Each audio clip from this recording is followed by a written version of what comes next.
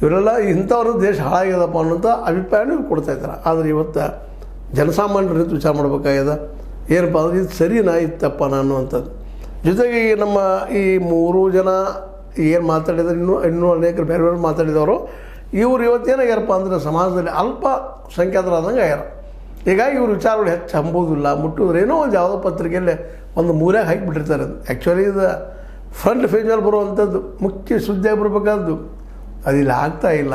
ಯಾಕಂದ್ರೆ ನಾವಿಲ್ಲಿ ನಮ್ಮ ಭಾಷಾತಂತ್ರಿಗೆ, ತಜ್ಞರಿಗೆ, ಅದ್ರ ಜೊತೆಗೆ ವೆಲ್ ಟು ಡೂ ಅಭ್ಯಾಸ ಮಾಡಿದಂಥವ್ರಿಗೆ ನಾವು ಅವಕಾಶ ಕೊಡೋದು ಕಡಿಮೆ.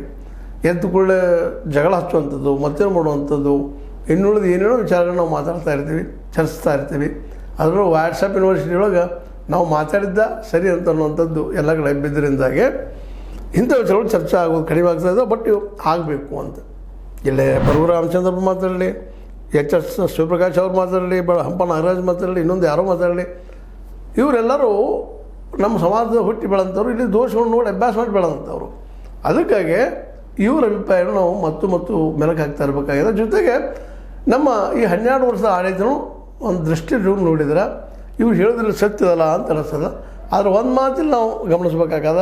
ಈಗ ಹಂಗೆ ಕ್ರಿಶ್ಚಿಯನ್ ಮತ್ತು ಇಸ್ಲಾಂ ದೇಶಗಳಿದ್ದಾವಲ್ಲ, ಹಂಗೆ ನಮ್ಮ ದೇಶನೂ ಮಾಡಬೇಕು ಅನ್ನೋದು ನಮ್ಮ ಇಲ್ಲೇ ಹಿಂದುತ್ವವಾದಿಗಳ ವಿಚಾರ. ಹಿಂದುತ್ವ ನೆಲೆಗಟ್ಟಿನ ದೇಶ ಕಟ್ಟಬೇಕು ಅಂತೇಳಿ. ಆದರೆ ನಾವು ಒಂದು ಗಮನಿಸಬೇಕಾಗಿದ್ದೇನಪ್ಪ ಅಂತಂದ್ರೆ ಕ್ರಿಶ್ಚಿಯನ್ ದೇಶಗಳಲ್ಲೇ ಅವ್ರು ಕ್ರಿಶ್ಚಿಯನ್ನ ಮೇನ್ ಧರ್ಮ